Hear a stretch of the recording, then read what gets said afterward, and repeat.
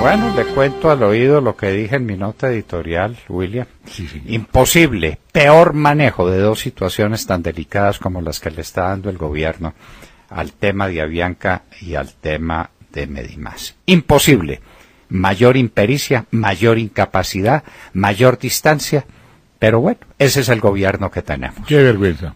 ¿Qué más nos cuenta, William? Bueno, doctor, anoche nos sorprendieron a todos los colombianos con una noticia de unos presuntos acercamientos entre el doctor Álvaro Uribe y Vargas Lleras.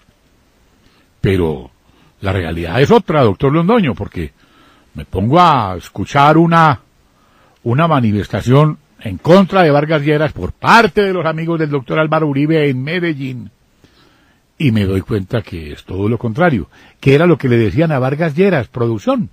Las FARC, va a extraditar a los cabecillas de las FARC. ¿Por qué no responde, doctor Vargas Lleras? ¿Por qué no se paró de la mesa de negociación a tiempo y por qué no renunció al gobierno de Santos a tiempo? ¿Por qué? ¿Por qué?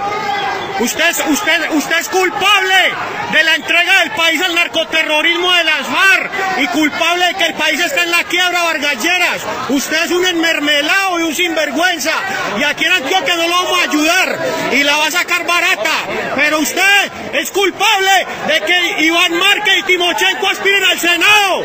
Sinvergüenza, Vargas Lleras, sinvergüenza. Y ahora sí no responden, no le colaboren a él, pa' firmas nadie, que ellos le entregaron el país al terrorismo. Vargas Lleras le entregó el país al terrorismo. Y bueno, como suficiente, William, suficiente. Ese es lo que piensa. No lo alargue más. Sí, es lo que piensa, doctor, la gente, y entonces escuchamos una cosa distintísima, y a mí me sorprendió eso. Yo dije, esto no puede ser.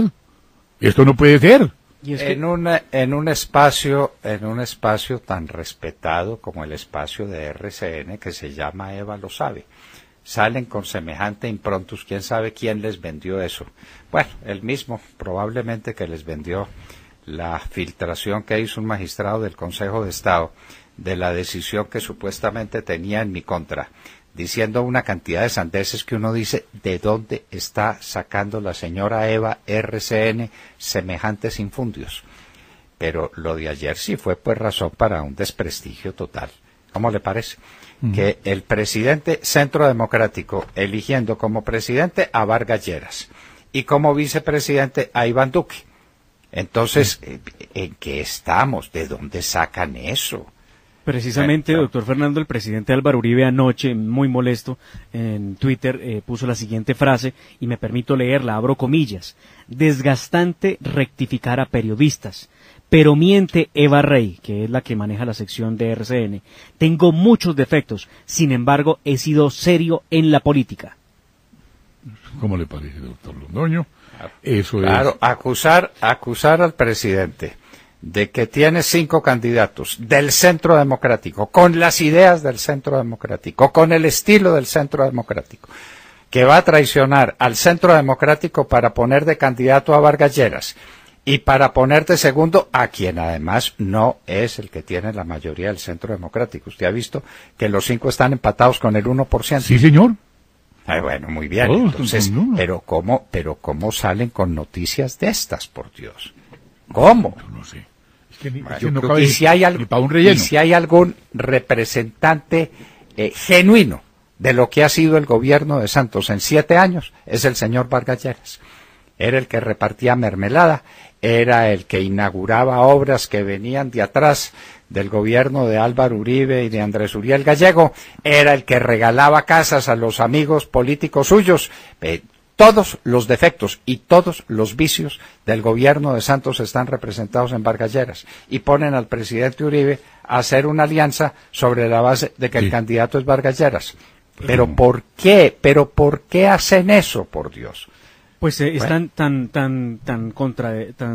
impresionante la afirmación, tan grave la afirmación y al mismo tiempo falsa, que uno no ve al presidente Álvaro Uribe Vélez sentado en la mesa con alguien como Mauricio Liscano, que hoy es el jefe de debate de Germán Vargas Lleras, que en su momento decía con toda claridad en los medios de comunicación que habían logrado con el gobierno un acuerdo de paz que era supremamente importante para el mundo y que estábamos lejos del castrochavismo y que ese era el futuro de Colombia, apoyando claramente al gobierno del presidente Santos. Y ahora sale a apoyar a Vargas Lleras, diciendo que él no va él apoya a Vargas Lleras porque esta es la garantía de que las FARC no van a llegar al poder. Realmente, posiciones contradictorias de Lizcano, que es hombre clave en el gobierno del presidente Santos para aprobar todo lo que tiene que ver con la guerrilla de las FARC. Y Lizcano, a su vez, es el hombre que está al lado de Germán Vargas Lleras. Bueno, doblemos la hoja, William. Listo, Vamos, doctor. ¿Qué se hicieron los guerrilleros que eran tantos, doctor Miguel Gómez Martínez? Sí, este es una de esos enigmas del proceso de paz. Recién se produjo la desmovilización de los guerrilleros y su concentración en las zonas de despeje. La Universidad Nacional realizó un censo muy cuidadoso, muy interesante, sí, la Nacional, que es una universidad seria, hizo un trabajo muy cuidadoso para tratar de identificar quiénes eran los guerrilleros, cómo estaban compuestos por género, cuál era su edad, su nivel de educación, de dónde venían. Un trabajo muy interesante que está disponible en las redes sociales y llegó a la conclusión que eran 10.015 guerrilleros. 10.015, ese fue el censo que hizo la Universidad Nacional. Y semanas después nos sorprendimos con la noticia de que no eran sino 7.000, que además corresponden con el número de armas que se entregaron en el proceso de dejación a Naciones Unidas. Y en las últimas semanas hemos tenido además las noticias de que muchos han empezado a desertar, descontentos por el incumplimiento de las promesas que les habían hecho y porque algunos de ellos naturalmente van a reiniciar sus actividades criminales en los círculos del narcotráfico. Pero la pregunta es, bueno, ¿qué se hicieron? ¿Cómo así que la Nacional dicen que eran 10.015 y después el gobierno dice que eran 7.000 y la cifra sigue bajando? Finalmente no va a quedar nadie. Entonces, ¿qué tal que hicieran un censo ahora? Ay, el susto que nos llevaríamos si hicieran un censo ahora. Sí, muy probablemente sería interesante volver a contratar, volver a ir a las zonas y decir, a ver, ¿cuántos aquí son? Vinimos en febrero y eran 10.015, ahora ¿cuántos son? Lo que dice el doctor Luis Pérez, que dice, bueno, esta gente está perdiendo de aquí, ¿para dónde están ya? ¿Para dónde están echando? A ver, ¿cómo es el cuento de que están parando la erradicación de coca en San Martín? Ayer el Gobierno Nacional ordenó el repliegue de las unidades militares que vigilan el proceso de erradicación forzosa de cultivos ilícitos en el corregimiento de San Martín de Loba, del municipio de Sardinata.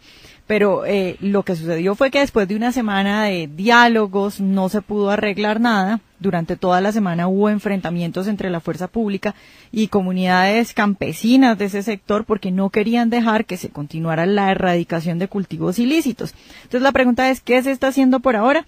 Resulta que el Ministerio del Postconflicto, a través de su Dirección de Sustitución, adelanta la inscripción de cultivadores que deseen acogerse a programas voluntarios para eliminar la mata de coca.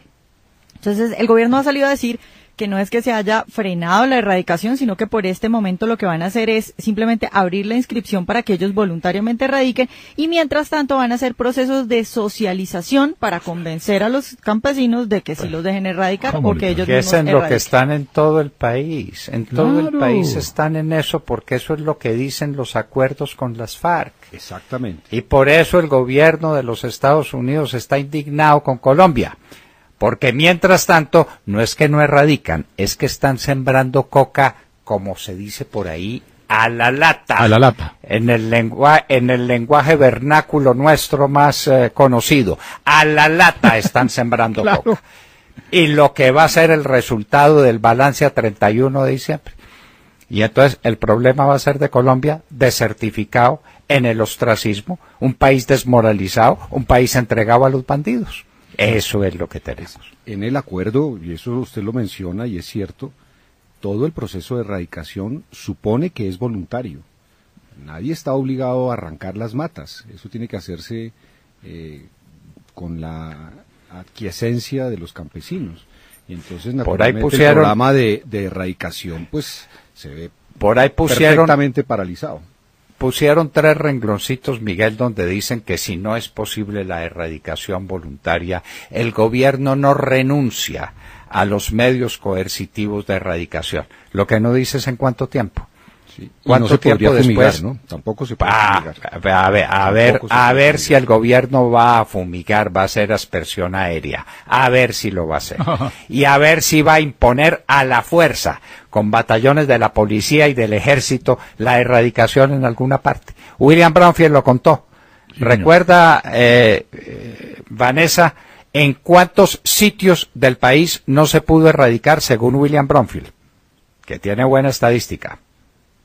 En 600 lugares, 600 intentos fallidos de erradicación manual, porque salían las comunidades, es decir, las FARC, empujando campesinos para decir no dejamos erradicar, y no dejan erradicar, y no se está erradicando, sino sembrando, sembrando. Pero a mí lo que más me aterra es la caradura del gobierno, ¿no? Que sale a decir, no, pero es que tranquilos, que vamos a abrir los procesos de preinscripción. O sea, son unos señores que no los dejan entrar a erradicar y estamos abriendo procesos de preinscripción para que ellos mismos decidan hacerlo cuando quieran. Y dicen, no, y mientras tanto hacemos procesos de socialización para convencerlos.